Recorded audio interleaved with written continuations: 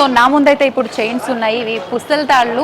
మామూలుగా మనకు పుస్తల తాడు కలెక్షన్ మనం ఏదైనా చేయించుకోవాలనుకున్నప్పుడు ఎక్కువ వెరైటీస్ ఉండక ఇబ్బంది పడుతుంటాము, ఖచ్చితంగా కాంప్రమైజ్ అవుతుంటాము. అలాంటి వారికి ఈ కలెక్షన్ అంతా కూడా ఇవే కాదండి, వీటితో పాటు మనకి ఇంకా చాలా కలెక్షన్ ఉంది. మీరు ఇక్కడ చూస్తున్నట్టయితే ఇదంతా కూడా పుస్తల తాడుకు సంబంధించిన కలెక్షన్.